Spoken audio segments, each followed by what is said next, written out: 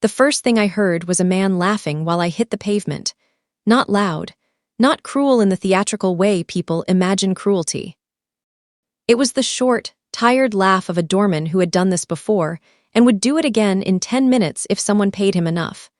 My palms scraped against wet concrete. The white pastry box I had been holding flew sideways, burst open, and bled cannoli cream across the curb. For one wild second, that was what made me cry, not the humiliation. Not the hands on my arms. Not the fact that I had spent 2 days calling my brother's phone and getting nothing but silence, then walked into Club Nero in my nicest black dress to demand answers. Only to be dragged back out like I was contagious. The cannoli had taken me 6 hours. I pushed up on shaking hands. Manhattan in February had a way of finding any skin you'd been stupid enough to expose. My tights were torn at the knee. My hair was in my lip gloss. Somebody behind the velvet rope said, "Jesus," in a voice that suggested mild entertainment. I said I just want to know where Nico is. My voice broke in the middle and made me hate myself. He worked sound here on Friday. He never came home. The larger bouncer, the one who had taken my elbow a little too hard, rolled his eyes. And I said, "Nobody here knows your brother, Signorina. You're lying." He gave me the kind of look men gave women they plan to forget immediately. "Go home." I got to my feet. The brass club door loomed behind him, polished so well it reflected me in pieces. Red eyes, torn stockings, cream on my wrist. "I am not leaving." That was when the smaller bouncer reached for me again, maybe to shove me farther from the entrance, maybe to scare me into sense. His knuckles caught the broken edge of the pastry box lid where the bakery twine had snapped. Cardboard was nothing. The hidden staple inside it was. He hissed and jerked his hand back. Blood welled bright over 2 split knuckles. He swore. The bigger one laughed at him. People in line shifted, annoyed now, because distress was amusing and blood was inconvenient. I looked at that hand, and then at my own, already shaking. My purse had fallen open. Half my life was in the gutter. Lip balm, order pad, a packet of vanilla sugar I kept for tasting bitter coffee on delivery runs, a little clean hand towel from the bakery. I don't know why I did it. Maybe because my mother had trained that reflex into me before she died. Maybe because the wound was there, and I was there, and some people could not stop being who they were even when it made no practical sense. I picked up the towel, stepped forward and said, "Hold still." The smaller bouncer stared at me like I had slapped him. "You threw me on the sidewalk," I said, crying harder now because my body had apparently chosen humiliation as tonight's hobby. "That doesn't mean you should bleed on the customers." A snort came from somewhere behind me. The bouncer let me take his hand out of sheer confusion. Blood was slick and hot over my fingers. I wrapped the cloth once, twice, snug across the split skin. He stood there, 6 feet of doorframe cruelty, and let me bandage him like a child. The whole line had gone quiet. Then, over the traffic and the bass leaking through the wall, I heard a soft metallic click. A lighter. I didn't turn right away. I felt it first, that strange shift in air when a room or a sidewalk starts arranging itself around one person. Shoes scuffed, voices lowered. The 2 bouncers straightened so fast the towel nearly slipped from my hands. I looked up. He stood 3 feet away in a charcoal overcoat darkened by sleet, one gloved hand in his pocket, the other holding an old silver lighter open near his thigh. Fire burned steady in the wind as if it had been trained. He was not handsome in the soft, safe way women said they wanted. He was too still for that, too deliberate. His face looked carved rather than born, all sharp cheekbones and tired mouth and eyes, so dark they seemed to absorb the neon rather than reflect it. The men at the door did not look at him directly. He clicked the lighter shut. The sound went through me. "Who touched her?" he asked. No one answered. He didn't raise his voice. He didn't need to. The bigger bouncer swallowed. "Boss, she made a scene." "I asked," he said, "who touched her?" The smaller one, the one I had bandaged, cleared his throat. "I did, sir." The man's gaze dropped to the towel around those bleeding knuckles, then to my hands, then back to my face. Something in him altered, not softened, became sharper somehow. He knew me. I felt it in the space between us before I understood it. Name, he said. I should have lied. My father had taught me that much before he vanished. When powerful men ask simple questions, the question is never simple. But I was tired and furious, and Nico was still missing. Sophia Belandi. The name landed. I saw it. One of the bouncers looked suddenly ill. The man in the overcoat said nothing for 2 full beats. The city hissed around us. Taxi lights slid over wet pavement. Then he put the lighter back in his pocket and looked at the doorman whose hand I'd wrapped. She bandaged you, the man nodded once.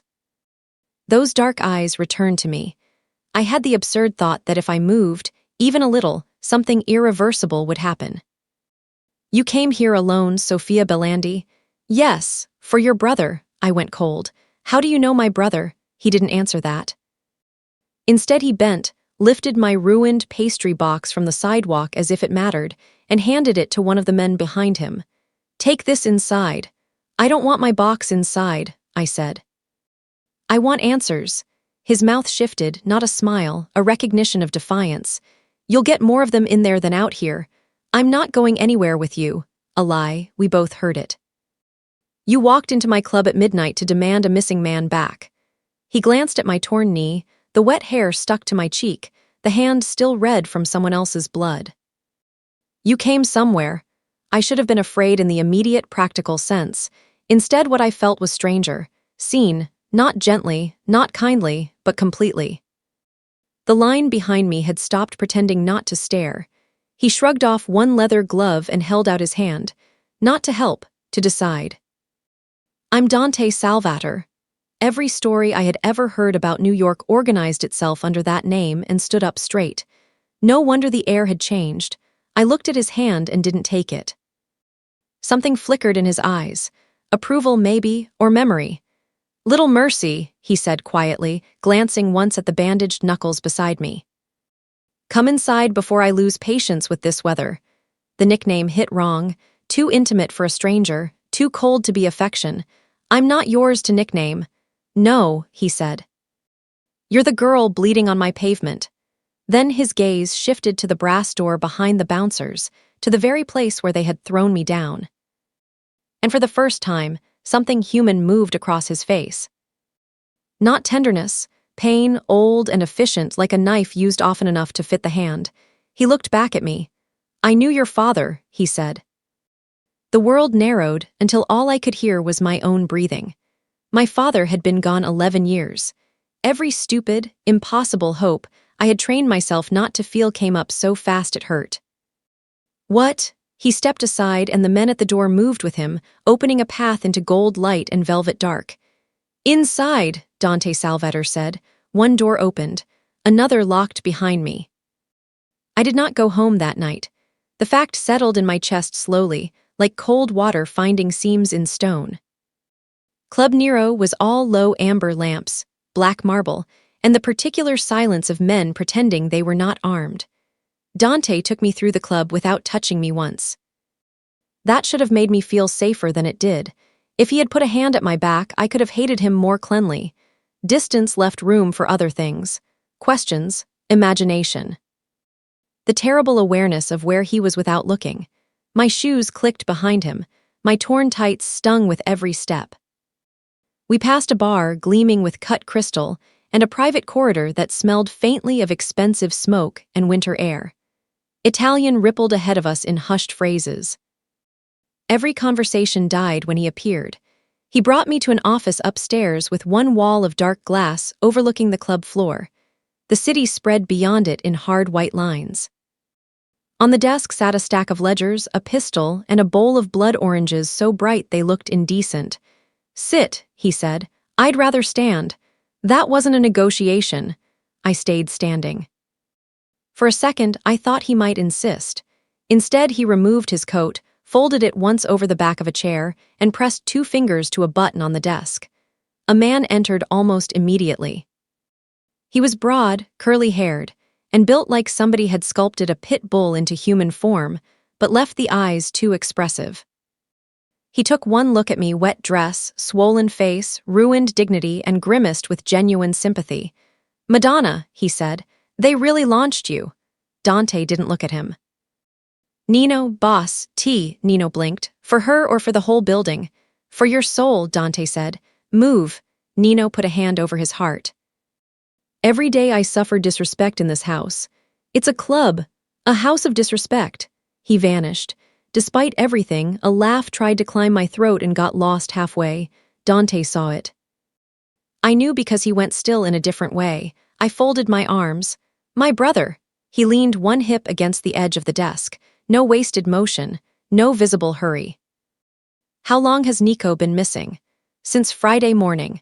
And you waited until tonight to come here? I waited until the police told me a grown man disappearing for 48 hours after working. At a nightclub was not a priority unless there was blood. His expression did not change. But something about the room did. The police didn't help you. No, so you came to me. I came to the place he was last seen, which belongs to me. I hated how easily he said it, not bragging, fact. Yes, he watched me for a beat too long. Your father used to do the same thing. A pulse of anger cut through the exhaustion. Disappear, his eyes sharpened. Ask direct questions when everyone else was lying. I wanted to demand everything at once. What he knew, whether my father was alive, why he had recognized me. Why men like him always seemed to believe information was a reward instead of a right. Instead, I heard myself say, "You said you knew him." Past tense. I did. Is he dead? Nino returned balancing a tray with tea, bandages, and because apparently even danger had side dishes, a tiny plate of almond biscuits.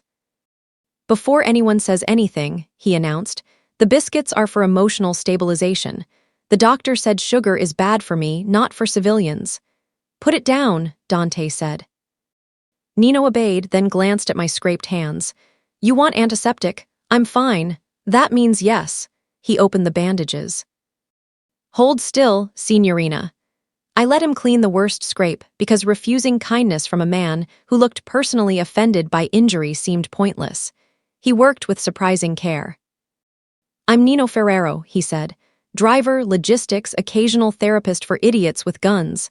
He talks too much, Dante said. Nino sighed. And yet somehow no one promotes me to silence.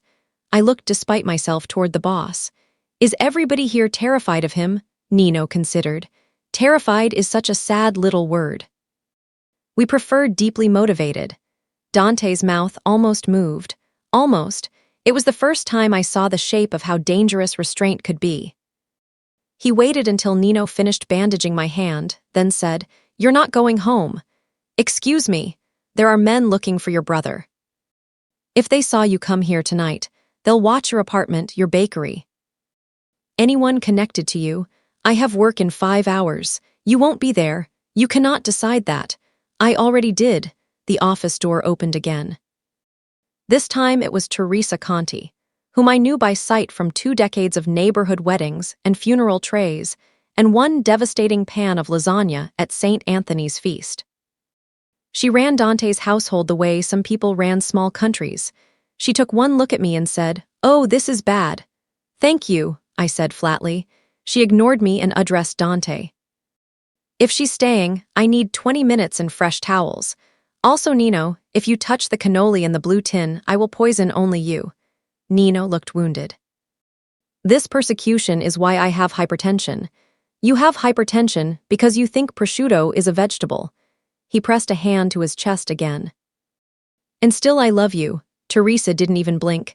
That's not my fault. For the second time that hour, laughter surprised me. It disappeared when Dante said, She takes the east room. I looked from one to the other. I didn't agree to stay here. Teresa's gaze softened just a little. Child, agreement left the room when you walked into his club with Belandi on your face. What does that mean? But no one answered. Dante turned to the window instead. His reflection stood over the city like something the skyline had learned not to argue with. I heard the lighter click. He lit nothing, just opened it, shut it again. When he finally faced me, his voice had gone quieter, which was somehow worse. Nico is alive. The room tilted.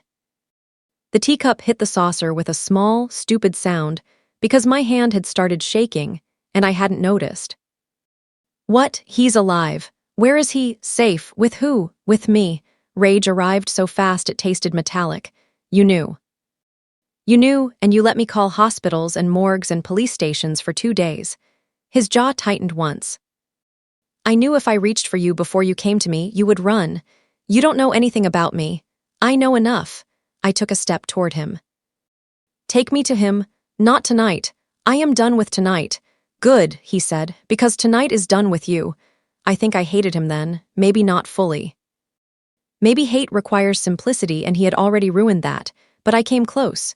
Teresa touched my elbow. Come, Sophia. I didn't move. Dante held my gaze.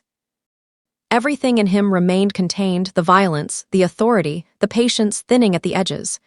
You will sleep here, he said. You will see your brother when I decide it is safe.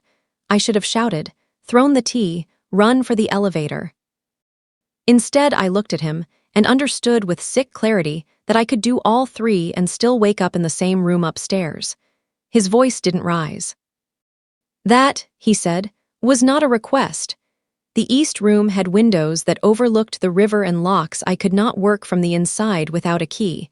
That was the first thing I checked. The second was my phone. It had one new text from my bakery assistant, Leela, asking if I was sick because the ovens were cold and customers were already lining up. My reply, family emergency, cover the front, use the lemon cream from the lower fridge, felt absurdly normal against the rest of my life. I slept in my dress for 3 hours, woke before dawn, and stood barefoot on marble cold enough to hurt. The house was not a house, not really. It was a converted Upper East Side mansion. The Salvator family had gutted and rebuilt into something elegant, armored, and faintly haunted. Doors were too heavy. Hallways were too quiet.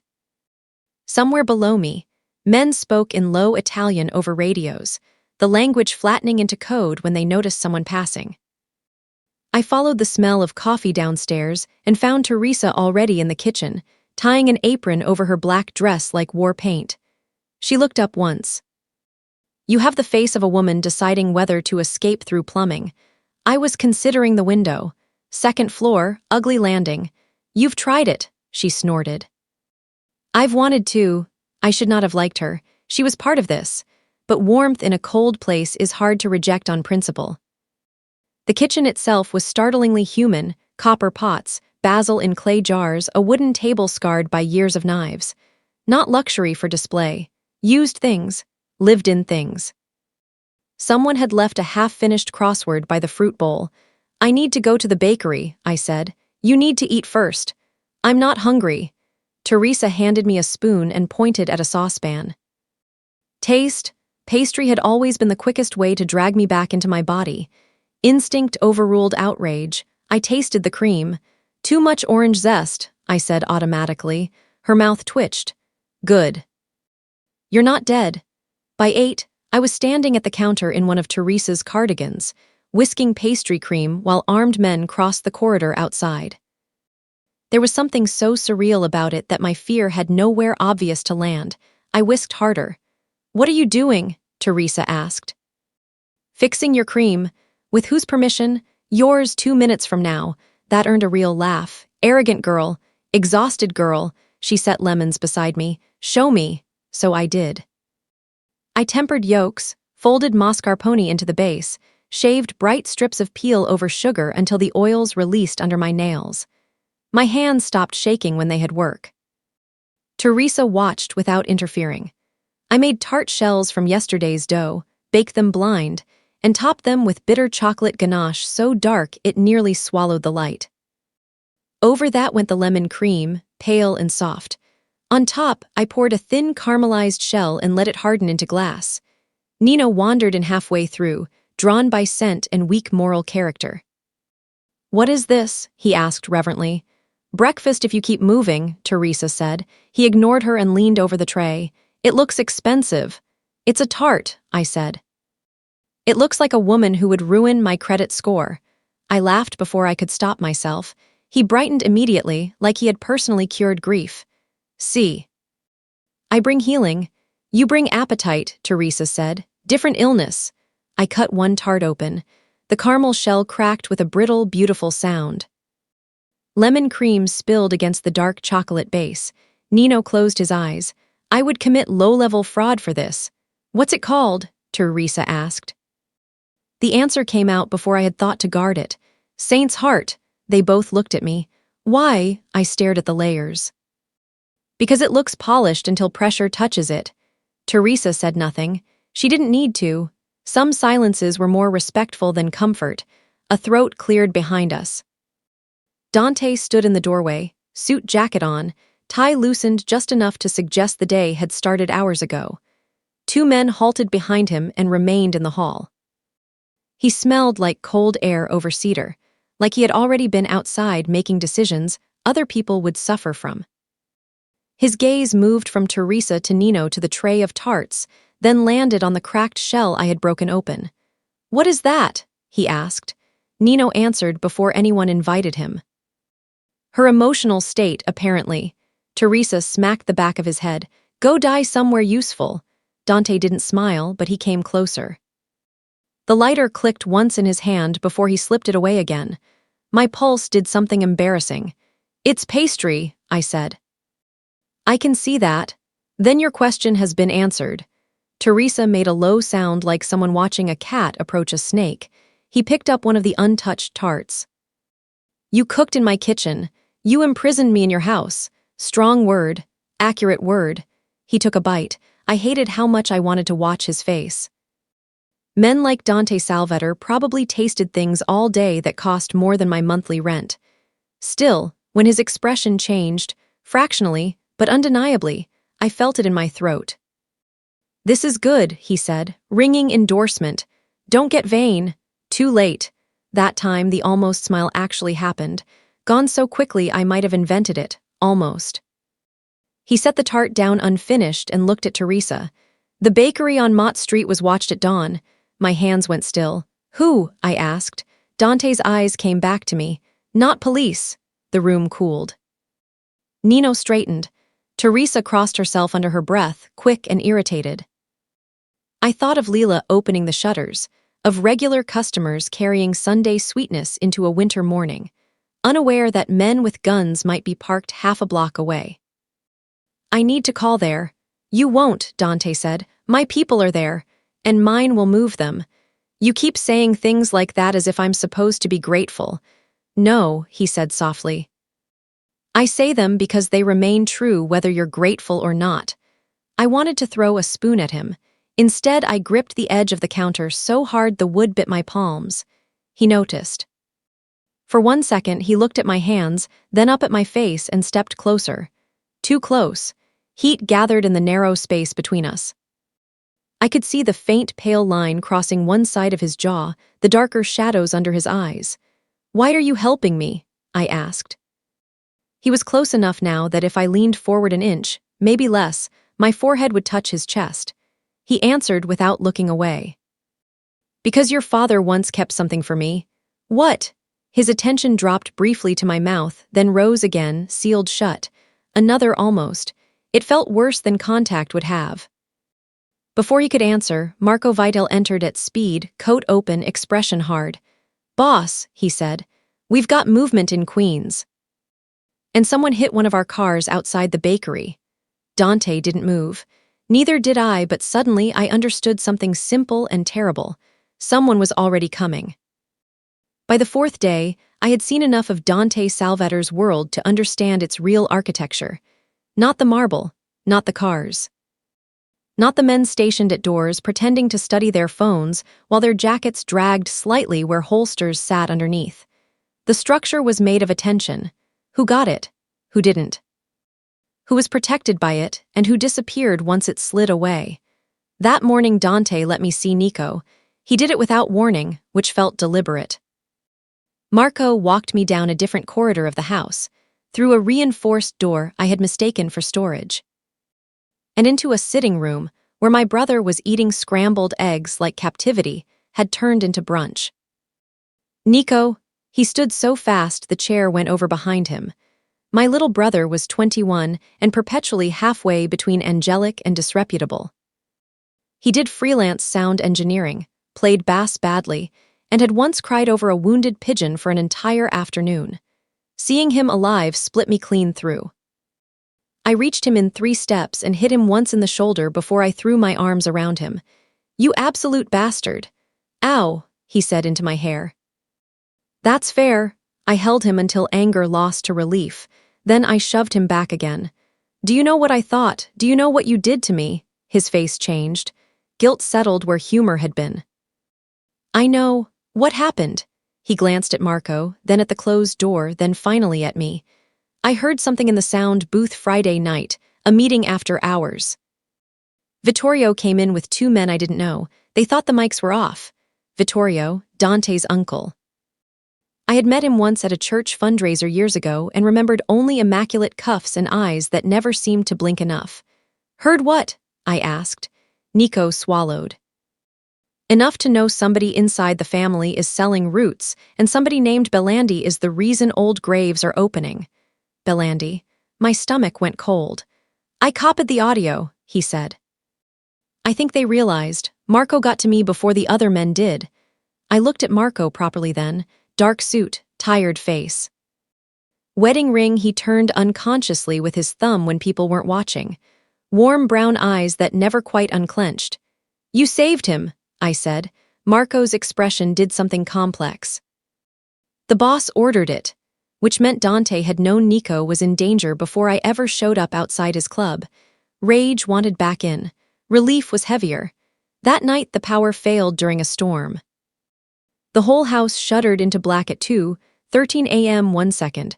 Darkness softened by hallway sconces. The next, nothing but the mechanical sigh of dead heat and the hard rattle of sleet against glass. I sat up in bed immediately. The house didn't sound empty when the power went. It sounded alert. Men moved below, doors opened, radios crackled. I swung my legs out too fast and stepped straight into the silver tray Teresa had left with water by my bedside. The glass shattered under my bare foot. The pain was white and stupid. I bit back a cry and failed halfway. 3 seconds later my bedroom door opened. Dante crossed the threshold carrying a flashlight in one hand and that silver lighter in the other, the tiny flame making his face look carved from something older than flesh. He took in the broken water glass, the blood starting over the floorboards, and me gripping the bedpost in his shirt from yesterday because Teresa had confiscated my torn dress for laundering. He stopped for half a heartbeat, then, "Sit." I obeyed before pride caught up. He shut the door with his foot, set the flashlight on the dresser, and crouched in front of me. The mattress dipped under my weight. His head bent over my foot. Outside, someone shouted in Italian. Inside, the room tightened down to breath and flame. "You break things often?" he asked. "Only in rich people's houses." He glanced up once. "Then keep practicing. The poor can't afford replacement." Pain laughed through me, thin and strange. He lifted my ankle with one broad hand, careful but unarguable. His palm was warm. The lighter sat open on the floor beside him, Lucia's lily catching the flame. He used the flashlight to find the shard, then set it aside and cleaned the cut with bottled water. "You shouldn't be doing this," I said. "Yet here I am. Isn't there a staff hierarchy for wounded houseguests?" "There is." "They answer to me." I looked down at his bent head, the severe line of his mouth, the loosened black shirt collar where rain had dampened it. That was the first moment I understood why women in church lit candles and called it prayer. Wanting something impossible could make a religion out of anybody. My voice came out too soft. "You don't trust anyone else." A pause. "Then no." When he wrapped the bandage, his cuff pulled back enough for me to see the scar across the inside of his wrist, a pale, ugly crescent like something had once burned him clean to the bone. I touched it before I thought better of it. He went absolutely still, not like a statue, like a predator deciding whether pain required teeth. I withdrew my hand. "Sorry," he looked at the place I had touched as if it had become foreign. "You shouldn't apologize for things you don't understand." "What happened?" The house groaned around us. The generators kicked somewhere deep below, then failed to catch. In the dark, his face became less readable, not more. The lighter flame wavered. He answered without answering. A brass door handle heated in winter can skin a hand if you hold it long enough. I thought of Club Nero, the alley, a door, a wound that had nothing to do with weather. Before I could ask more, the radio at his hip hissed alive. Marco's voice, perimeter clear, east wall sensor tripped, false alarm. Dante exhaled slowly and rose. When he did, the room seemed to lose shape. He was close enough that my knees brushed his thigh. His hand came up, not touching my face, just hovering near the wet strand of hair at my temple, as if he had started a motion he didn't believe himself allowed to finish. Almost. Then Nino burst through the half-open door carrying an emergency lantern and a loaf of bread. I stared. "Why do you have bread?" He looked offended. "Because if we die in an outage, I refuse to do it low-carb." Even Dante closed his eyes for a second. Nino set the lantern down, spotted the blood on the floor, and pointed accusingly at me. "See. This is what happens when civilians aren't properly supervised." Teresa's voice floated down the hallway. "Nino, if you bleed bread on my runner, I'll bury you under it." He shouted back. "At least I'd die beloved." The tension broke just enough for me to breathe again. Dante turned toward the door, then looked back once. His gaze went to my bandaged foot, my hands twisted in the sheet, my mouth still parted around questions he had no intention of answering tonight. "Sleep here," he said. "I think that was the plan." "No," his eyes lifted to mine. "Here, in this room. Don't try the window tonight. You really do know me too well for someone who refuses to explain anything." "I know enough," he said again. And then he left me with the lighter's ghost still clicking in my head. The thing about fear is that it doesn't stay the same shape.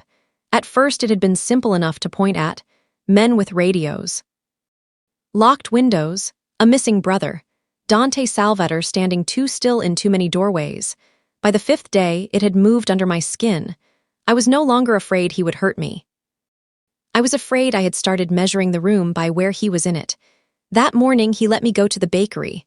Not alone, never alone. Marco drove, 2 cars followed. Dante sat beside me in the back seat, one hand resting near his thigh, the silver lighter turning once between his fingers before he pocketed it again. Snow had gone gray at the curb. Chinatown smelled like diesel, scallions, wet cardboard, and sugar warming in hidden kitchens. My bakery smelled wrong. Too cold, too empty. The front bell gave its usual cheerful ring when I unlocked the door, and the sound almost undid me. The display case had been left open. 3 trays were shattered on the floor. Flour ghosted the blackened white tile like ash. "Leela," I called.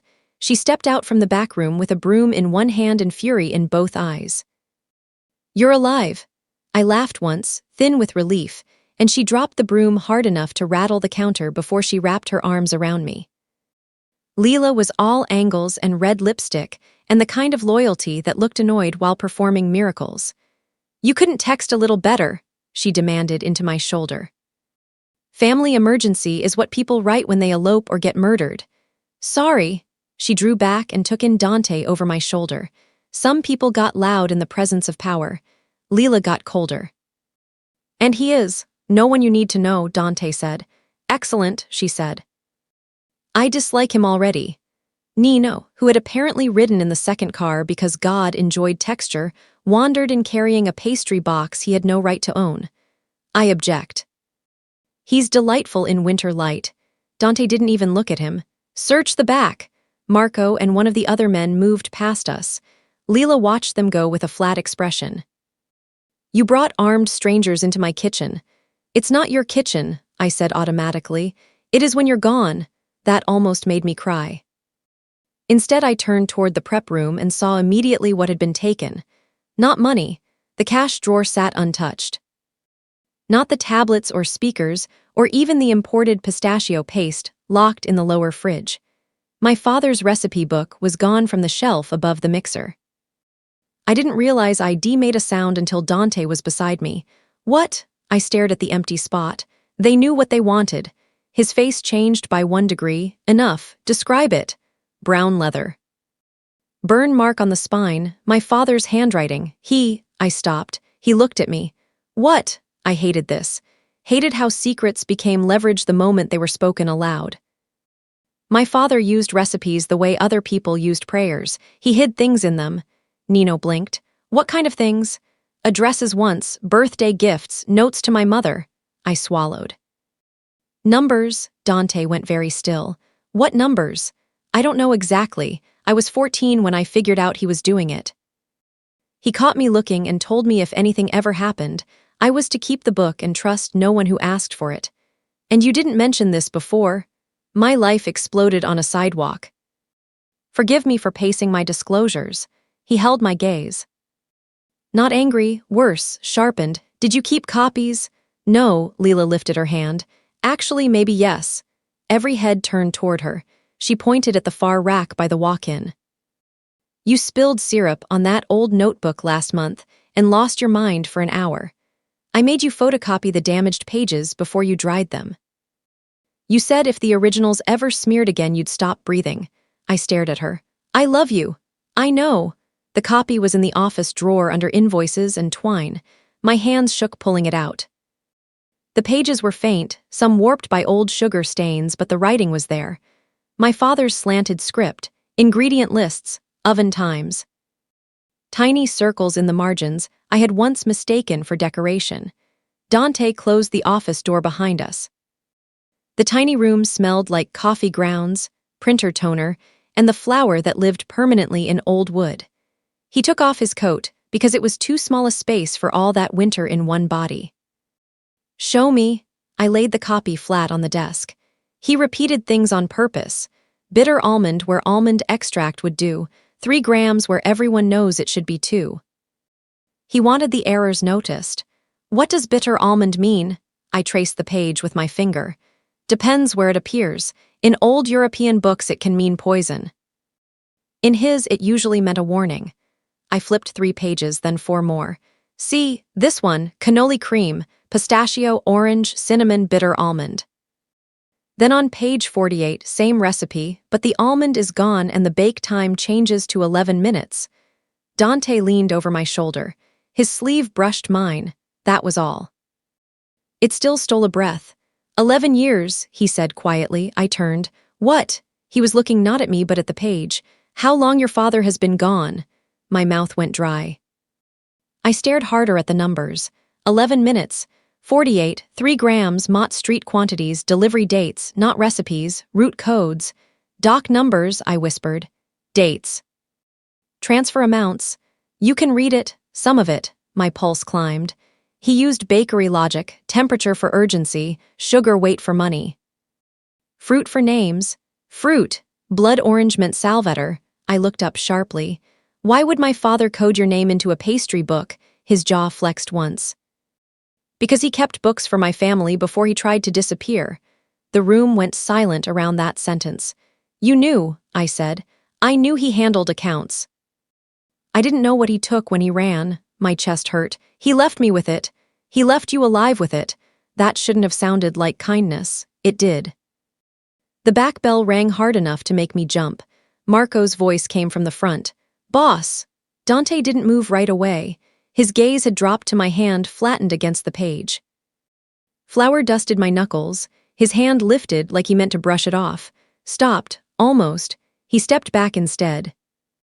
Bring the copy. In the main room, Marco stood near the door with one of the guards. The man's expression was wrong, too neutral. Black sedan, Marco said. Circled twice. Didn't stop. Dante's eyes cut to the windows. Only one. Seen once. Doesn't mean only one. He took the photocopied pages from me and slid them inside his coat. We leave now. Leela folded her arms. She leaves, fine, I'm staying. No, I said. She gave me a look. Somebody has to keep the ovens alive, Sophia. I'll put men here, Dante said. She looked at him like he was something mold had produced. If your men touch my sourdough starter, I'll become religious just to curse them better. Nino muttered, I adore her. Then I saw it. Not in Dante, in Marco. He had turned his wedding ring again, once, twice, not absent-minded, counting. Dante saw it too. I knew he did because the room cooled. He said nothing. That silence was worse than accusation. By the time we reached the car, I knew 2 things with absolute certainty. My father had left me more than recipes. And someone inside Dante's world already knew it. There was a traitor. It happened on the FDR just past 96th. 1 second the city was all winter glare and river steel. The next, Marco swore, Dante said, "Down!" And the rear window burst inward in a spray of glass so bright it looked almost beautiful. I dropped without thinking. Dante's hand hit the back of my neck and drove me lower, folding me across the seat in half into his lap as another shot punched through metal somewhere ahead. Nino was driving. Which I only understood because, over the screaming brakes and the armored curse words flying through the front seat, I heard him shout. I would like it noted that I specifically requested a nonviolent Tuesday. The car lurched. Tires shrieked. One of the escort SUVs clipped the shoulder and fishtailed sideways between us and the black sedan coming up fast on our left. Marco was already shooting through the cracked passenger window. I had never heard gunfire from inside a car before. It was not cinematic. It was blunt and intimate, and so loud my body couldn't decide whether to freeze or convulse. I tasted blood where I'd bitten my tongue. "Breathe," Dante said near my ear. I could smell wool, gun oil, cold air, and that darker thing that always clung to him after he'd been outside at night. His body curved over mine without hesitation. Not romance, shield. The distinction should have helped. It did not. Another impact, then another. The sedan on our left lost control under the overpass, slammed the barrier, and spun. Nino took the opening like he'd been born half feral and fully licensed. He shot off the main road, down a service lane, and into the mouth of an abandoned loading tunnel that smelled like rust, old water, and concrete rot. We stopped hard enough to throw me forward. Dante was out before the car fully settled, dragging open my door with one hand, while the other held his gun low and ready. "Move, my brother, safe house." Leela moved. He caught my wrist and hauled me from the vehicle. The tunnel ceiling dripped. Somewhere above us traffic rushed over river-dark space. Marco and the second guard spread wide, covering the entrance. Nino climbed out gripping his side and muttering what sounded like an offended prayer. "You're hurt," I said. "It's superficial," he snapped, then looked offended at his own rudeness. "I mean that with respect."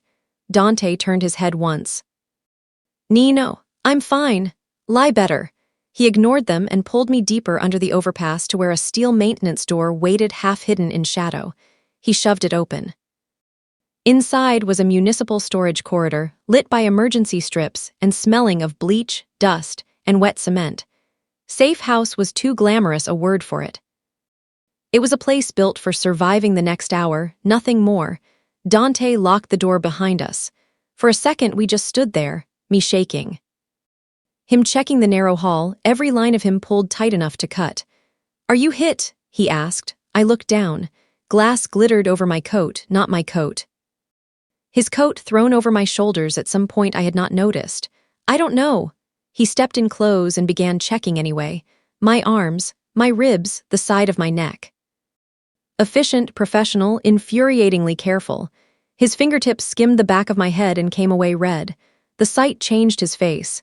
"It's small," I said quickly. "Just glass." His jaw locked. "Sit." I sat on an upturned crate because he said it the way gravity said things.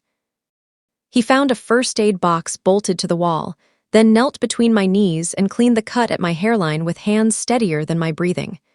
Every time I flinched, he slowed. That was almost worse than the pain.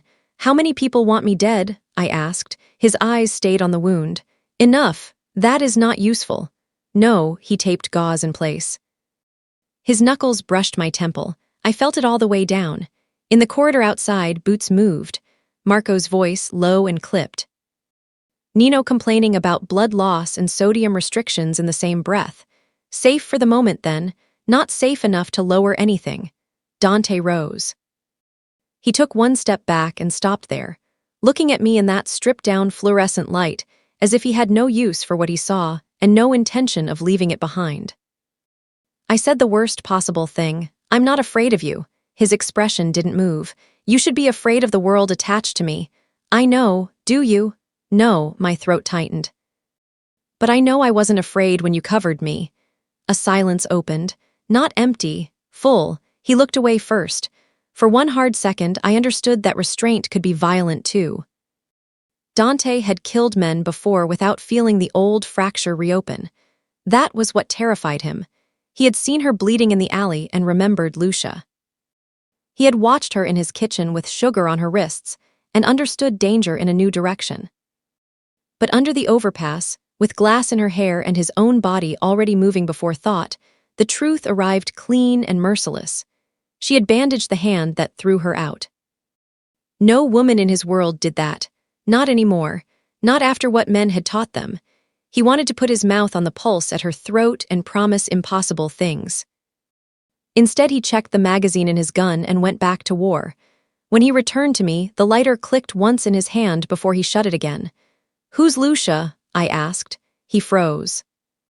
I had seen the engraving properly when the emergency strip reflected off the silver, one small lily cut into old metal. He came closer, stopped, then leaned one shoulder against the concrete wall. "My sister," the air changed. "What happened to her?" He stared at some point over my head. "She got thrown out of one of our clubs in winter because men who worked for my family were more worried about embarrassment than blood." My stomach dropped. The brass door, the alley. The look on his face the night he found me, I went cold all over. "She died," I whispered. "Yes," I couldn't seem to pull in enough air. "And when you saw me, I saw history trying itself again." His voice stayed flat, which made it hurt worse. "I don't permit repetition." A siren wailed far above us. Water dripped from the ceiling in slow, stupid intervals. I said, "I'm sorry," because there was nothing intelligent left. This time when he looked at me, the control in him was so taut it felt luminous. "Don't give me grief I didn't earn." I stood because sitting felt impossible. We were too close in the narrow corridor. I could see the stubble shadowing his jaw, the tiny bead of someone else's blood drying near his cuff, the fatigue he wore like another weapon. "I don't know what to do with you," I admitted. Something passed through his eyes then, brief, dangerous, tender in a way that looked like it could destroy buildings. "Neither do I, Little Mercy." The nickname landed differently this time. Not ownership, surrender to a problem he had not solved. I should have stepped back. I didn't. His hand came up, hovered beside my face, and stopped there one final time, as if he were giving himself a last clean chance to remain who he had been that morning. Then I said, barely above a whisper, "If you stop now, I won't know how to go back." It cost me everything to say it. He closed the distance slowly enough for me to change my mind. I didn't. The kiss was not rough. That would have been easier. It was careful and starving, and so restrained it felt like standing at the edge of something larger than either of us, and agreeing not to name it yet. His mouth touched mine once, then again, as if he was learning a language he did not trust himself to speak. My hands rose to his coat and stayed there, fists in the wool. When he drew me a fraction closer, I made a sound I wished I could hide. He pulled back immediately. Foreheads almost touching, breath warm and wrecked between us, he said, "That is all." I nodded, though my whole body argued. The radio on his hip crackled. Marco's voice came through, sharp with urgency. "Boss, it's confirmed. Queen's warehouse burned. 2 more of ours hid in Brooklyn. Vittorio's men are moving openly." Dante closed his eyes for one heartbeat. When he opened them, the man from the alley was gone. The boss remained. He touched the edge of my bandage once, a gesture so brief it might not have existed, then stepped away and opened the steel door. War walked in with him. War had arrived. War did not feel dramatic from the inside. It felt administrative. Phones ringing at impossible hours. Men sleeping in chairs with guns across their knees. Teresa boiling coffee strong enough to wake the dead, and cursing anyone who left blood on her floor without a coaster under it. Dante disappearing before dawn and returning after midnight with winter in his coat and silence in his mouth. For 3 days, the city tightened around us. Queens burned first. Then a gambling room in the Bronx. Then, one of the Salvator drivers vanished and turned up alive, but minus 2 teeth and his appetite for loyalty. Nobody said Vittorio's name in front of me anymore, which meant it mattered more than ever. Nino got shot on Friday afternoon because a delivery truck exploded into violence outside the house gates and he, in what Teresa later called his recurring relationship with stupidity, ran toward the noise while eating half a contraband sfogliatella. He lived. That was the beginning and end of the mercy available. The bullet went clean through the meat of his shoulder. Clean through, the doctor said, as if language could polish pain. I held pressure on the wound in the downstairs sitting room, while Marco and two other men secured the perimeter and Teresa shouted for towels with the voice of a woman who had earned the right to command armed men by sheer force of domestic wrath. Nino went gray under my hands. "This," he gasped, "is exactly why I prefer cardio over firearms." "You don't do cardio," I said, pressing harder as blood soaked the towel. "I think about it vividly. Save the jokes." He winced and tried a smile anyway. "Can't, they're all I own free and clear." My throat burned. When the doctor finally took over, my palms were red to the wrists. I washed them in the kitchen sink while the water ran pink, then clear, then pink again because blood has a way of staying even after evidence goes. Dante came in without a sound. I knew he was there because the room changed temperature. "He'll live," he said. I stared at the sink. "That seems insufficient." "Yes," I turned then. His tie was gone. There was a tear in one sleeve and a bruise darkening along his cheekbone. My body reacted before my judgment did. I took one step toward him, then stopped. Almost. He saw it. The restraint in his face was so disciplined it made my chest ache. "Sophia!" I folded my arms to keep from reaching again. "This is because of me. This is because Vittorio has mistaken age for permission. Don't do that." "What?" "Make it sound noble." I heard my voice sharpen and couldn't stop it. "People are bleeding in your hallways. Nino almost died. My brother sleeps with a gun under his pillow and flinches when doors close. If this is the cost, at least say what it is." His gaze held mine for a long second. "The cost is anyone near me becomes a message." I had no answer to that because it was true and because he had said it like confession instead of defense. That night he handed me an envelope. No preamble, no explanation. Just slid it across the library desk while rain tapped the windows and Marco stood outside the door pretending not to guard us. Inside was a passport in my maiden quiet legal name, a ferry ticket to Halifax for the next morning, and enough cash to buy anonymity for a year. "Nico goes with you," Dante said. "From Halifax, a car takes you to a house outside Lunenburg. New papers if you want them." I looked up slowly. "You're sending me away. I'm giving you a choice. From a man who enjoys locking doors that's rich." His jaw hardened.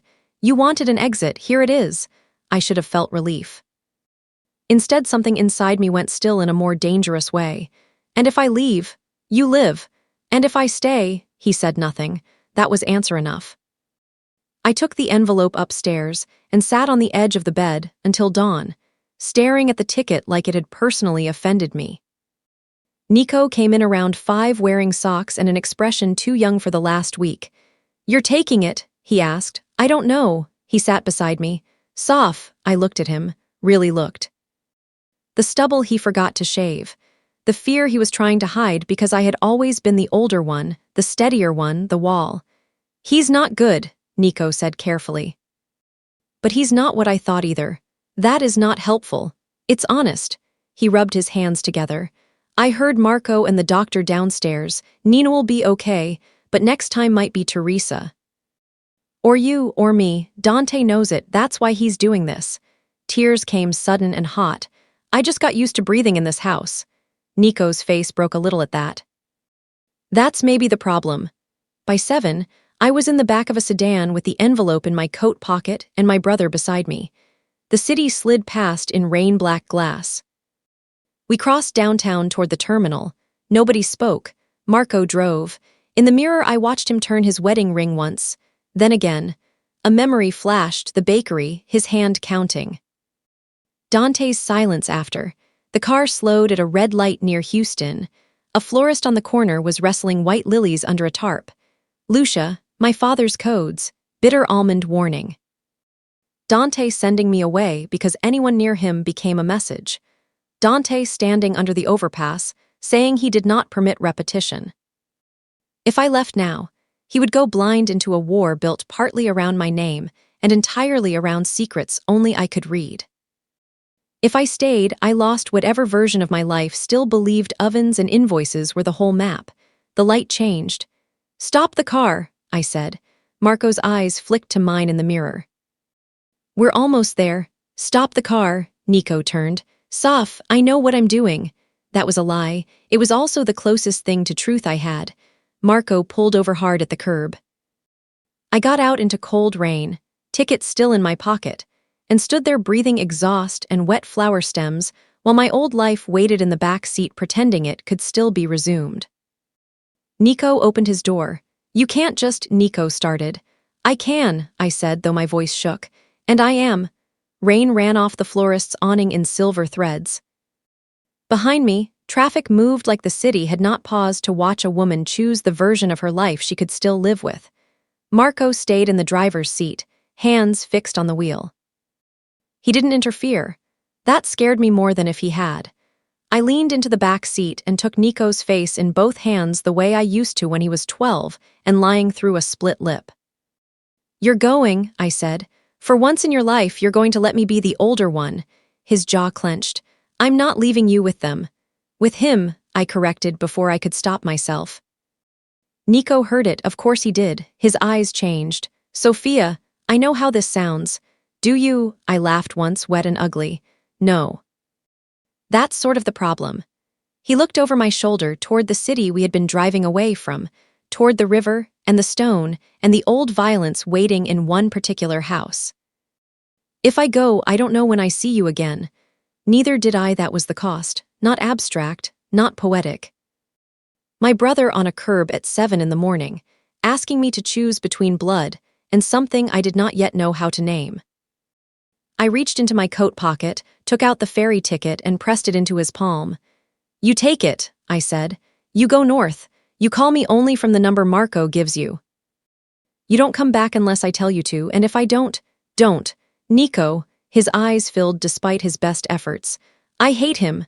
"So do I lied. That, at least, made him give one broken laugh. He wrapped his arms around me hard enough to hurt. I held on until the florist, pretending not to watch, turned away out of courtesy. When we pulled apart, Marco had gotten out of the car and opened the trunk. He handed Nico a plain duffel bag I hadn't seen before. "Clothes, cash, burner phones," he said. Nico stared at him. "You planned this." Marco's expression stayed unreadable. "The boss plans most things." I looked at him then, really looked. Rain on his coat collar, the ring at his hand dull in the gray morning. Exhaustion sitting under his eyes like old bruises. "Did you ever have a choice?" I asked. It slipped out. I hadn't meant to say it aloud. His head turned slowly toward me. For 1 second the mask shifted. Not enough for certainty, enough for grief. "Get back in the car, Sophia," he said quietly. That was not an answer. It was not an answer either. Leela swore under his breath.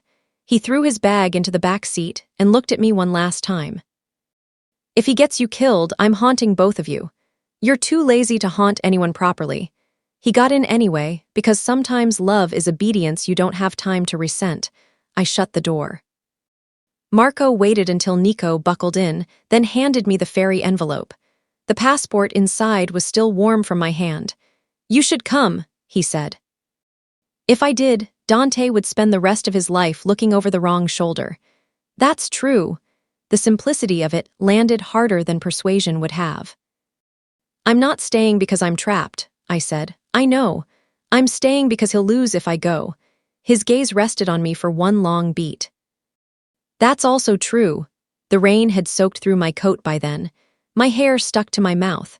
I tasted city water and salt and fear and something that was not fear at all. I handed the envelope back to him. "Burn it." Marco nodded once, got into the car, and pulled away from the curb with my brother inside. I stood there until the taillights disappeared. Then I called Leela from under the awning.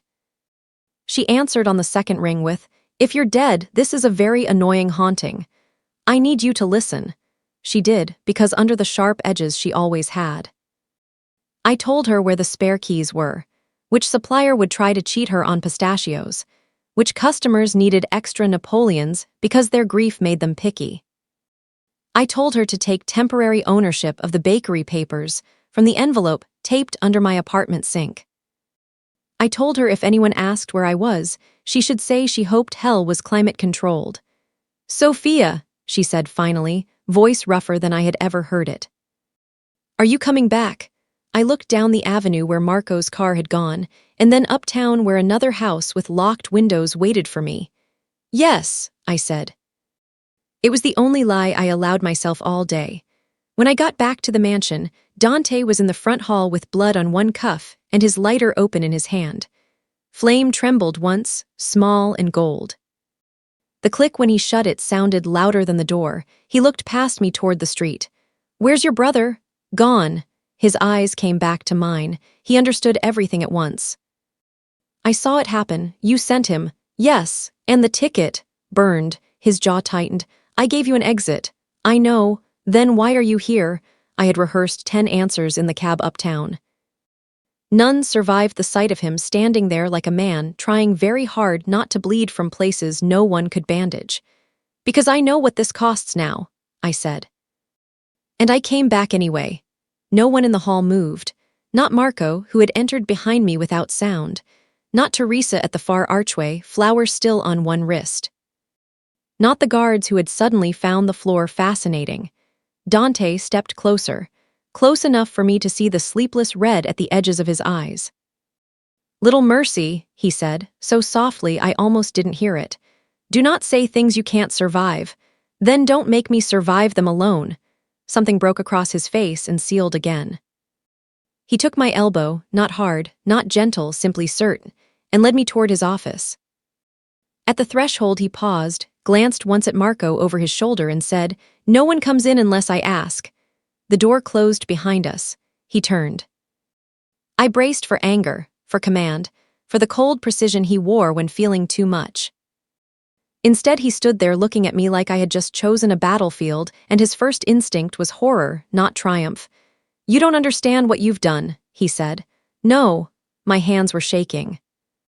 I clasped them together to hide it, but I understand what leaving would have done. His gaze dropped to my hands, then lifted again. "That isn't the same thing. It's enough." For a second he said nothing. Then he crossed the room, opened the safe behind the painting I had assumed was decorative, and took out the copied recipe pages. He set them on the desk between us. "Then we finish this," he said. That was the moment I lost the last clean version of myself, the woman who still believed she was only passing through darkness, not choosing to walk back into it with her eyes open. I stepped to the desk. I chose him. We found the pattern at 2:30 in the morning, not by brilliance, by exhaustion. The copied pages lay spread across Dante's desk beneath a green banker's lamp. Sugar weights, fruit codes, oven times, my father's neat slanted script carrying numbers through the years like contraband sewn into hems. I had been staring so long, the digits had begun to blur into ingredients again. Dante stood by the window in shirt sleeves, speaking Italian into his phone with a calm so complete it made the language sound cruel. Outside, snow began again over the city. Marco was supposed to be downstairs coordinating the warehouse search. Teresa had bullied coffee into both of us and threatened violence if I fainted on the papers. I circled the same line 3 times before it opened. Bitter almond, not warning this time, a place. My father used ingredients geographically when he ran out of margins. Bitter orange for mulberry. Rosemary for Staten Island roots. Bitter almond, old church basements, because the first bakery he apprenticed in shared a wall with a funeral chapel where mourners were served almond cookies after burial mass. I sat up straighter. "This isn't a dock," Dante turned. "It's a church annex," I said, or was, somewhere he associated with funerals. Look, temperature 66, then page 66, then bitter almond repeated in the margin. Not money, location. He came to the desk. The air changed around him, sharpened. "Where?" I scanned the next line. "Flour quantity, date, St. Raphael's Feast, my pulse jumped. The old chapel basement on East 12th. The social club Vittorio used before he moved operations to Queens. Dante's face went hard in a new direction. That building was closed years ago. Then no one watches it enough. He was already reaching for his phone when the office door opened. Marco stepped in without knocking. That alone was wrong. Dante's eyes lifted, flat and dangerous. I said no one. Marco closed the door behind him and drew his gun. For one suspended second, the world made no sense at all. Marco stood 3 feet inside the room, weapon trained not at me, but at Dante's chest, his wedding ring flashing once under the lamp as if trying to signal from a drowning depth. I think I stopped breathing. Dante didn't move. How long? Marco's face looked wrecked. Long enough. No, I whispered. He looked at me then, and that was the worst part. Shame, not triumph. Not greed, shame so complete it made his whole body seem older.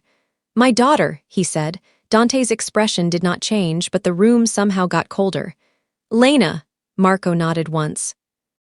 Vittorio took her 2 weeks ago. School pickup. My ex thought it was one of my men. He said if I wanted her alive, I opened routes, gave schedules, moved eyes where he told me.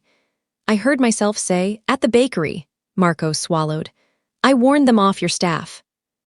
That's why they only trashed the place. The logic of betrayal did nothing to make it less betrayal. Dante's voice stayed level.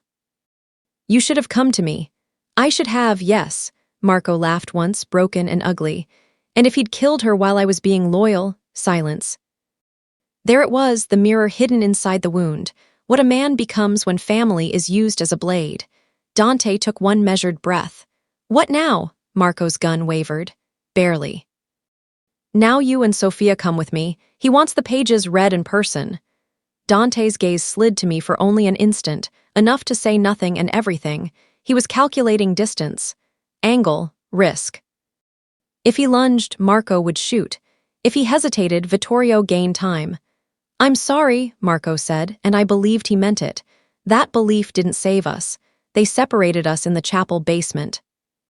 St. Raphael's old annex smelled like wet stone, candle wax gone sour with age, and the faint medicinal sweetness of almond cookies baked decades ago into the walls. The sanctuary upstairs had been stripped bare, pews removed, altar stolen, stained glass boarded. Below ground, in a cellar once used for funeral receptions, Vittorio had made a command room out of folding tables, crates of weapons, and old ghosts. They tied my wrists to a chair near the prep kitchen. Dante they took through another door. I did not see him again. Not then. Vittorio Salvetor arrived 10 minutes later in a cashmere coat the color of smoke, as if ruining lives required softness at the collar. He was handsome in the way old wolves sometimes are, silver at the temples, immaculate hands, eyes that never stopped measuring cost. So, he said, the Belandi girl reads recipes after all. I lifted my chin because fear had become too tired to perform. Go to hell. Eventually. But New York first. He sat across from me like this was lunch. Your father was clever, irritating trade and accountants. My father didn't run, you took him. One brow moved. Dante told you that? No, the pages did. A pause, respect almost. Matteo Belandi was loyal until loyalty became expensive. Lucia's death upset him. He got sentimental. Copied ledgers, stole root books, threatened to go to the commission if I buried the story and the funds with her. My whole body went cold. He tried to help her. He tried to interfere. He said it mildly, and I understood in one blinding instant what Dante had been born inside. Not rage, not chaos, order used as excuse for inhumanity. Where is he? I asked. Vittorio looked at my bound hands. Buried where men who mistake conscience for leverage are usually buried. I think some part of me had known already. Still, the words hollowed something cleanly out of my chest. The kitchen behind us held old catering equipment and one industrial gas range still working. On it, a stainless pot simmered with sugar syrup for some practical purpose I did not yet know. I smelled caramel just beginning under the heat. Vittorio followed my gaze and smiled without warmth. You bake, your father talked about that, said you had gentler hands than his. I wanted to lunge at him, instead I said, he must have hated you. He pitied me. More insulting. He rose when a guard came to murmur at his ear. Bring Dante when I'm ready, he said. Then to me, read the remaining pages, Sophia. If you're useful, you live longer than he does. When he left, the room seemed dirtier. I sat there breathing through stone and grief until the guard nearest me moved closer to the stove, bored enough to loosen. My wrists were tied with plastic zip bindings. Tight, not impossible. On the metal prep table beside me lay a tray of sugared almonds, a paring knife just out of reach, and a steel sugar thermometer clipped to the pot. I looked at the thermometer, at the syrup, at the cheap zip tie biting my skin. Pastry had taught me many things. One of them was this: sugar became more dangerous as it changed state. I waited until the guard turned toward the door at a shout down the corridor. Then I hooked the thermometer with my fingertips, dragged the pot handle just enough, and sent a ribbon of near-boiling syrup over the back of his hand. He screamed. I moved, not fast, not gracefully. Desperately, I slammed the chair sideways into his knees, grabbed the fallen paring knife, cut my wrists free, and ran toward the corridor just as gunfire cracked somewhere deeper underground. Dante's name never made it out of my mouth. Because at the far end of the hall, under a dead exit sign, I saw Marco on his knees with blood spreading through his shirt and Vittorio lifting a gun toward the door behind him. And I understood all at once how late it was. Too late. I did not think. That was the only reason I survived. Vittorio turned toward the sound of my shoes slapping stone, annoyed more than alarmed. He expected fear to slow me. Men like him always did. The paring knife in my hand was ridiculous against his gun, but the tray of sugared almonds was. I threw it full into his face. Not enough to stop him, enough to steal 1 second. Marco moved in the same shattered instant, grabbing Vittorio's wrist and dragging the gun wide as it fired. The shot blew plaster off the wall where my head had been. I hit the floor hard, knife skidding under a radiator. Marco took the second bullet lower, somewhere in the side, and still kept hold. Run, he barked. I did not run. There was a second door behind Vittorio, thick steel half open. From the other side came the sound of bodies hitting walls, and a muffled curse I knew with stupid, total certainty belonged to Dante. I threw myself at the door. A guard came out of nowhere. Not a movie villain, just a man big and panicked and real. He grabbed my coat. I twisted, felt fabric tear, and rammed the heel of my hand under his nose, the way Teresa had once shown me while chopping onions and lecturing about certain categories of men. He reeled. I caught the industrial fire extinguisher off the wall and swung. The canister connected with his temple. He went down. I yanked the steel door wider and found Dante inside with 2 men, one already on the floor and the other trying very hard not to join him. Dante's shirt was blooded at the shoulder, his mouth split, and his expression so blank with violence it scared me more than the gunfire had. Then he saw me. Everything changed. The man still standing looked from Dante to me and made the fatal decision to reach for me instead of the weapon near his boot. Dante crossed the room before I understood he'd moved. 1 strike. 1 choke, 1 brutal, efficient correction. The man folded like paperwork. I stood frozen in the doorway, extinguisher still in both hands. Dante looked at me and became human again by force. You're hurt. So are you. His eyes flicked over me fast, torn coat, wrists cut raw, sugar burned across 2 fingers, no visible bullet holes. Satisfied for a fraction of a second, he reached me and took the extinguisher out of my grip because my hands had forgotten how to unclench. The hallway erupted again, Marco shouting, another shot. Dante's face turned to stone. We ran. Marco was down against the far wall when we reached the corridor, 1 hand pressed to his side, the other still gripping his gun. Vittorio was gone. I dropped beside Marco. No, he caught my wrist. Blood slicked his palm. Listen, Dante crouched on Marco's other side, every line of him harsh with things he would not say while time still mattered. Marco's lips had gone colorless. He's going to Red Hook, he said. Old import warehouse, midnight route, last ledgers there, your father's originals too. Dante didn't blink. Lena, already moved. I had Nino do it yesterday without telling him why. A weak laugh shook out of Marco and turned into pain. Knew I was done either way. I stared at him. You could have told us. Yes, he whispered. I know. There was no room left for simple anger. That was the tragedy of him. He had betrayed us for the most understandable reason in the world and still betrayed us. He looked at me then, really at me, as if I were not a civilian accident anymore but the witness he had earned. You should have taken the boat. Too late for good decisions, I said, and his mouth almost broke into a smile. Dante leaned closer. Stay awake. Marco ignored that. His gaze fixed on Dante instead. She came back. Dante said nothing. Marco's breathing hitched. You think mercy makes men weak, it doesn't. It just makes losing hurt longer. Then his eyes shifted, unfocused. His hand slackened around mine. He was gone before I could decide whether to forgive him. For one beat, no one moved. Then Dante rose. The silence around him frightened me more than shouting would have. He took off his coat and laid it over Marco's body with the care of a brother, not a boss. When he straightened, his split mouth had set into a line I recognized from the first night at the club. The one that meant something inside him had gone past pain and into decision. The lighter clicked in his hand. Open, shut, a signal maybe, a prayer. Nino barreled into the basement with two men behind him and one arm in a sling, white as paper and furious at the concept of mortality. He saw Marco under the coat and stopped dead. Oh, he said. Just that, two letters carrying more grief than theatrics ever could.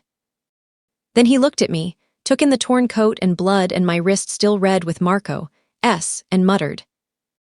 I leave you alone for one afternoon, and this family turns into a cursed opera. It was so perfectly Nino that I laughed and sobbed at the same time.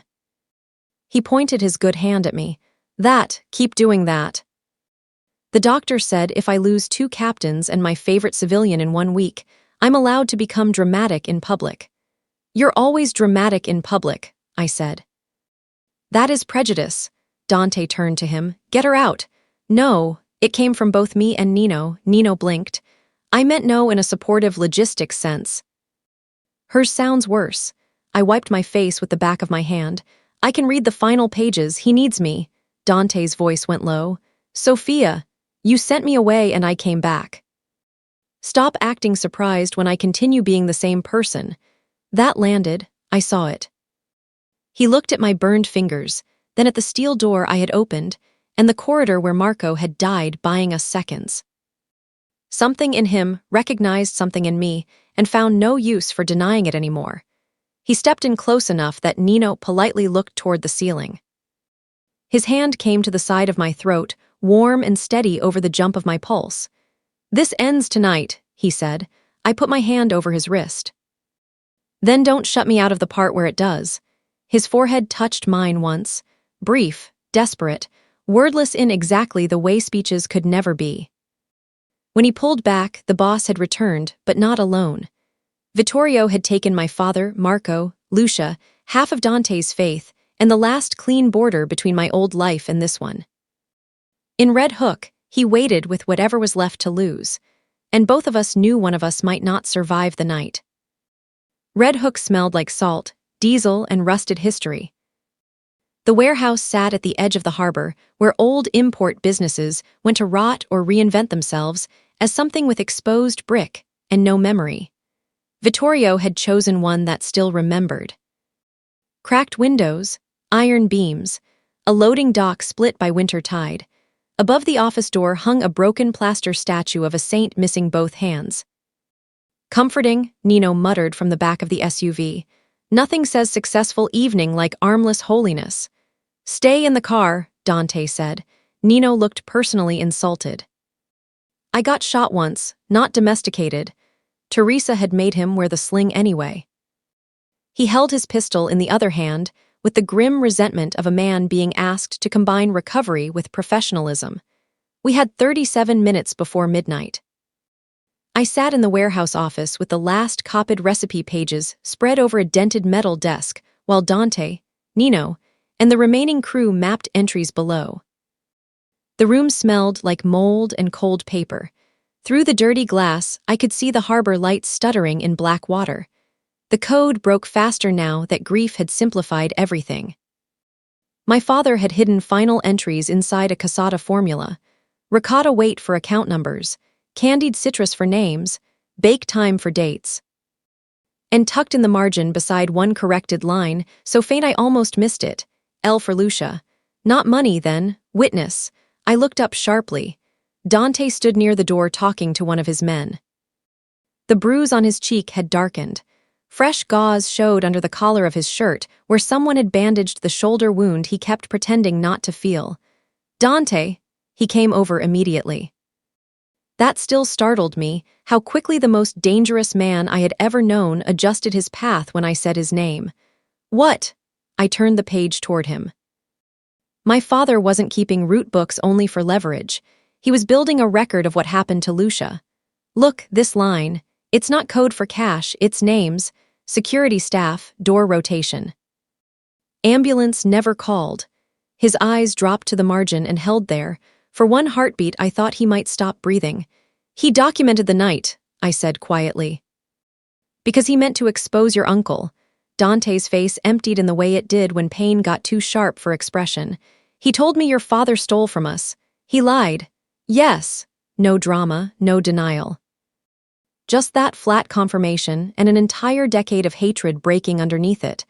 I touched the page. There's more. A second set of ledgers moved tonight, not out of the city, into storage here. He kept the originals close. Dante bent closer, his shoulder brushed mine.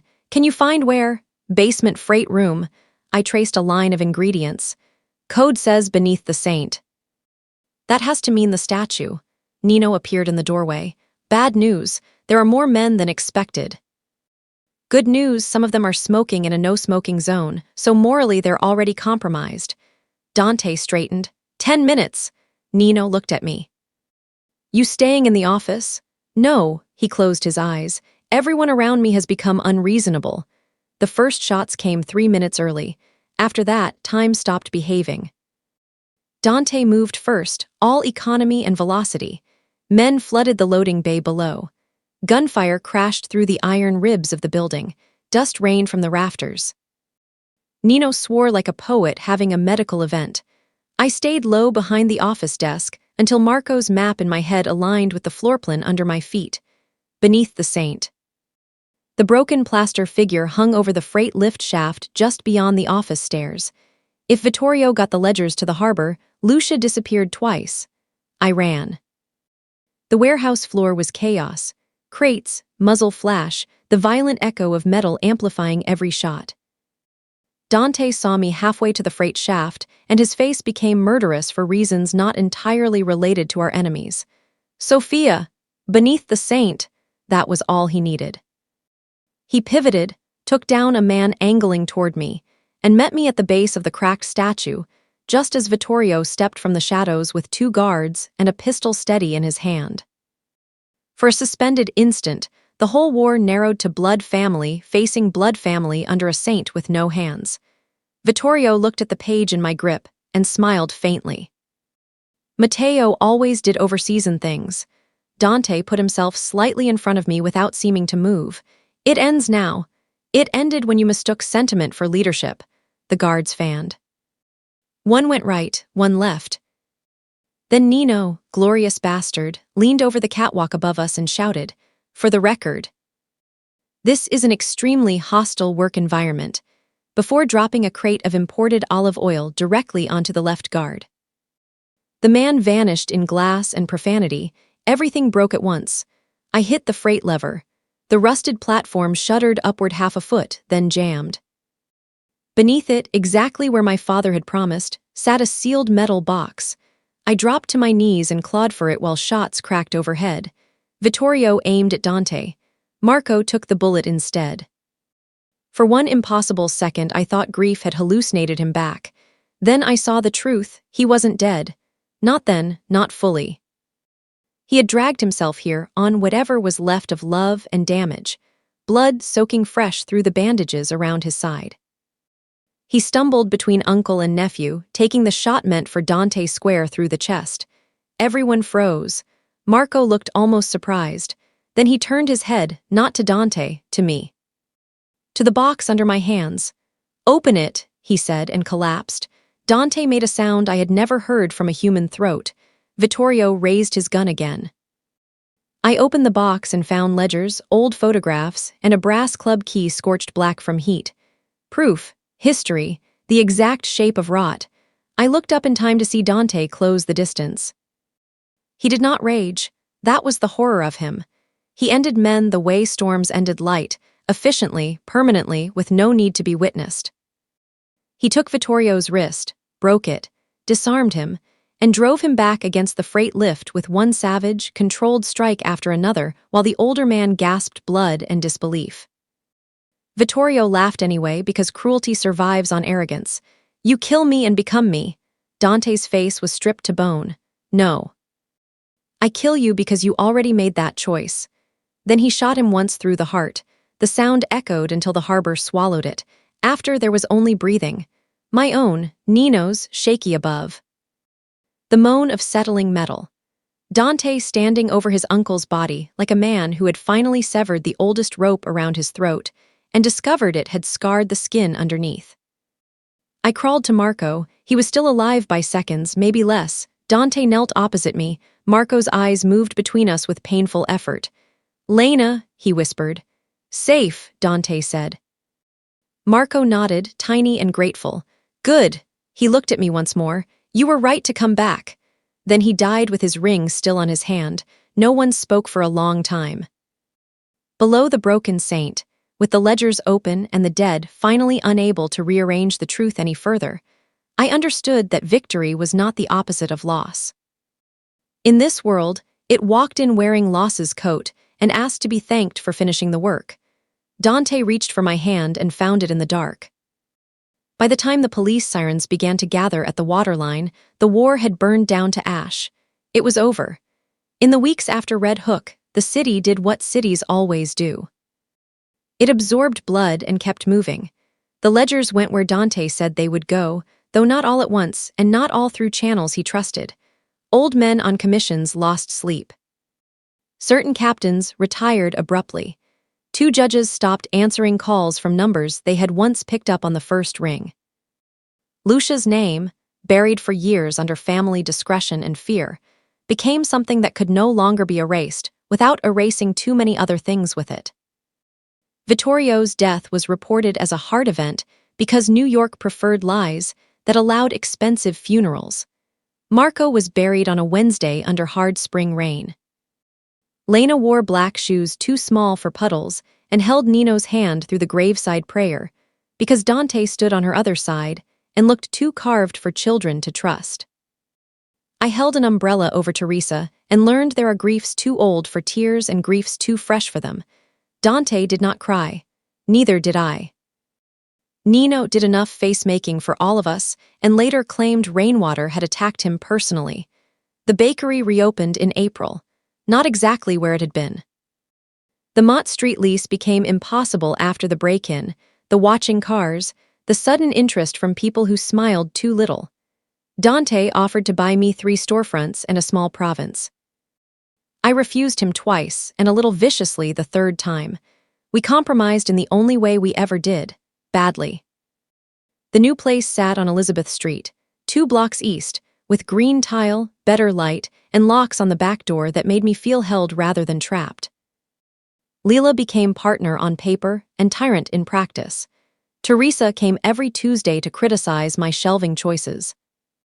Nino arrived every Thursday claiming he was only there for surveillance, then ate whatever failed cosmetic inspection and told customers he was a consultant in emotional pastry logistics.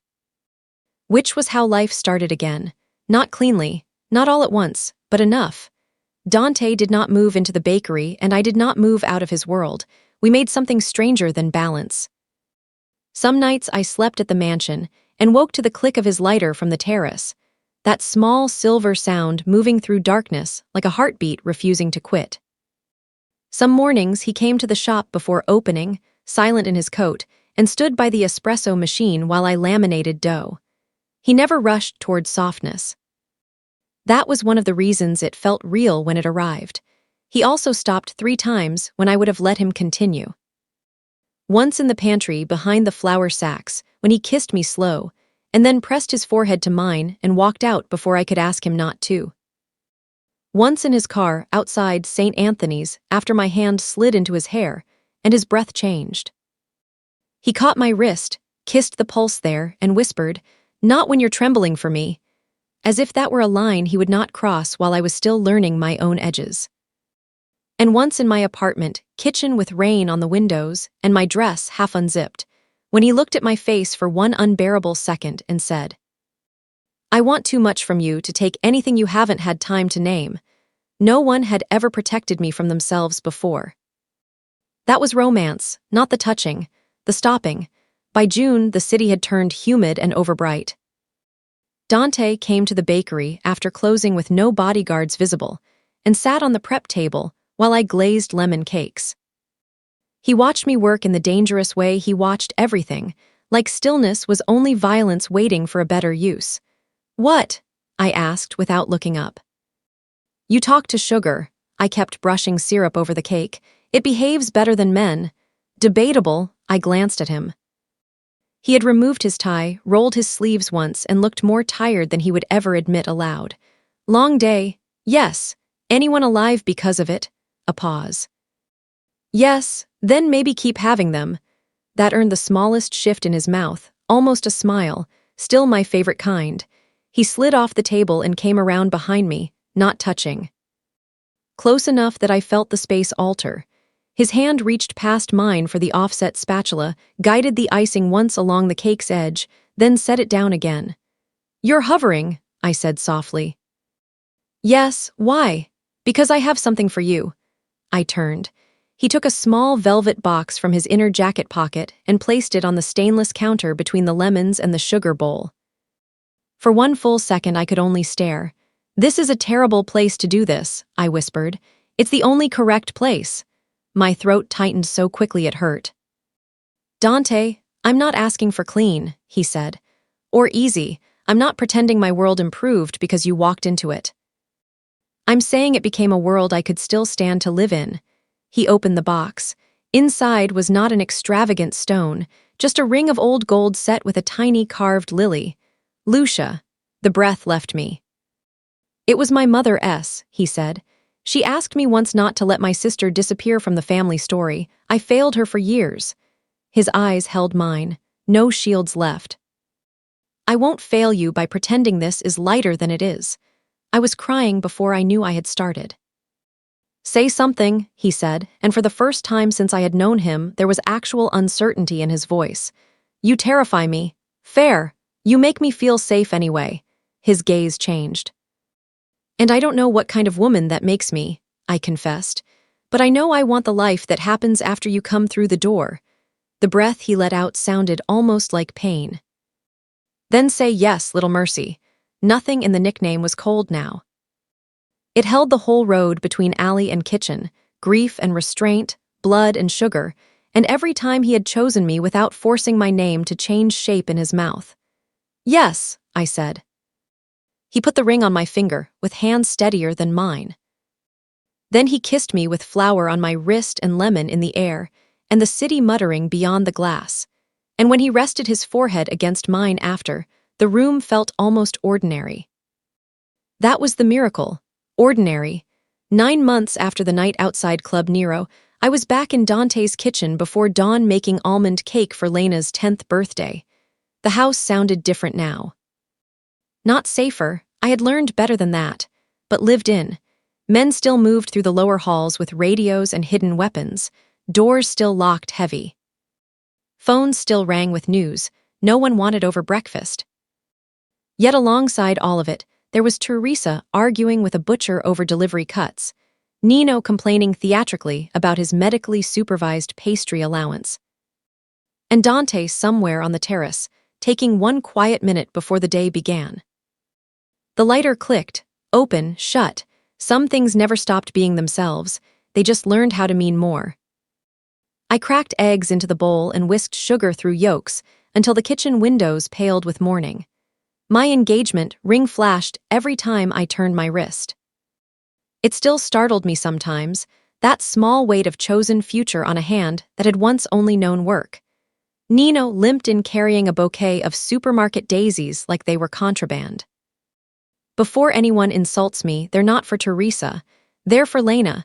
Teresa says daisies are pedestrian, which is why I bought 2 bunches. You're unbelievable, I said. And yet beloved by children and certain widows. You're 37. Grief ages a man magnificently. He stole a candied almond from the tray. I slapped his knuckles with the whisk without looking. He yelped. From the doorway, Teresa said, "Good, again." Nino put a hand to his heart. This is abuse in front of civilians. She's not a civilian anymore, Teresa said. That landed in the room softly, not as threat, as truth. I looked up and found Dante there behind them, jacket over one shoulder, tie undone, watching me. He had the face of a man who'd been up since 4 making choices other people would call impossible. But his gaze on me was the first unguarded thing in the room. "Morning," I said. He came closer. "You've armed yourself with sugar before sunrise. Who died?" "Your trust in Nino," I said. "Long ago," Nino muttered. "I stay for the hostility. It keeps me youthful." Dante took a stolen almond from the tray, ignored Nino's protest, and ate it without breaking eye contact with me. There were still moments when the force of simply being noticed by him could rearrange my lungs. Teresa herded Nino out by the sleeve. "Come help me with the flowers. I'm not floral labor. You're unpaid, which is better." When they had gone, silence settled, not empty, familiar. Dante came around the island and looked at the mixing bowl, the lined cake tins, the almond flour dusting my cardigan. "You're making the good one." Lena requested it. She also requested a horse. "Children contain multitudes." He almost smiled. Then I saw the cut across his right hand, not deep, fresh. Angry red over the ridge of his knuckles, like metal or glass had argued with him and lost incompletely. I set down the whisk. "What happened?" "Nothing. That's blood." It was blood. "Now it's mostly inconvenience." I held out my hand. "Come here. Sophia, Dante." That tone still worked on him, not because I overpowered him. Because somewhere along the way he had decided resistance was sometimes less honest than obedience. He stepped closer. I took his hand gently and turned it palm down under the light. The cut was clean but needed dressing. There was a first aid tin in the drawer by the stove because this house believed in prepared tenderness, even if it pretended not to. As I cleaned the scrape, he watched my face. Not my hands, my face. That was how I knew he had gone somewhere else inside himself. "What?" I asked softly. His thumb moved once against my wrist. "The first night." I knew immediately which one he meant.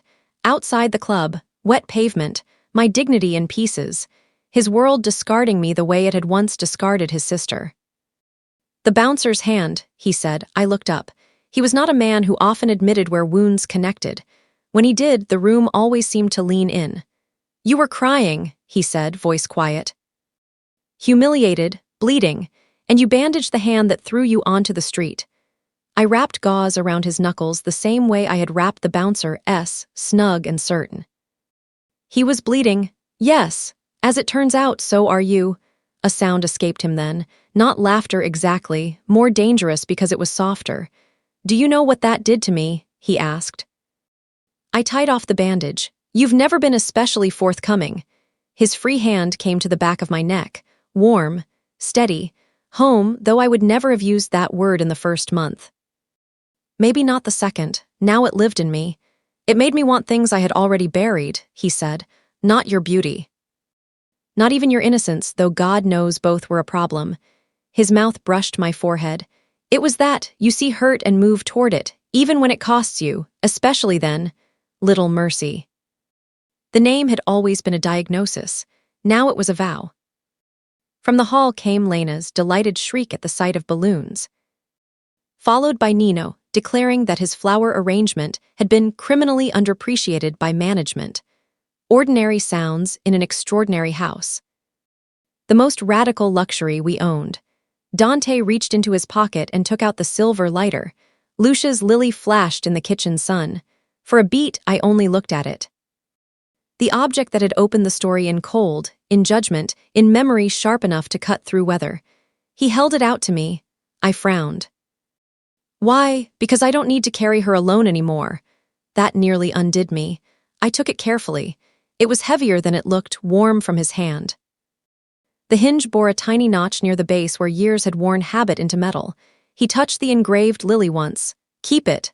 Dante, I have the ring. You take the fire. There are moments when happiness does not feel bright. It feels solemn, earned, almost frightening in how much living it required. I slid the lighter into my apron pocket and rose onto my toes to kiss him. Slow, certain. No fear in it now, only memory and choice, and the quiet shock of having arrived somewhere neither of us had believed in when this began. When I pulled back, he rested his forehead against mine and closed his eyes. Happy ending, I whispered. No, he said, opening them. Real one. From downstairs, Teresa called for candles. Nino shouted that he refused to climb ladders for a child who preferred Dante's gifts to his personality. Lena laughed. The house breathed around us. I took Dante's bandaged hand in mine and led him toward the sound. Some nights I still wonder what mercy really costs in a world built on debt. I wonder whether loving a man like him means learning to live beside the shadow of what he can do and still choosing the warmth of what he is with me. There is no neat answer. Maybe there never will be. But when the day begins now, it begins with flower on my sleeves, his hand in mine, and the knowledge that he noticed the same thing in me then that he notices now. I still move toward the hurt, and he still lets me. Would you have chosen Dante, knowing someone else had to pay for that peace?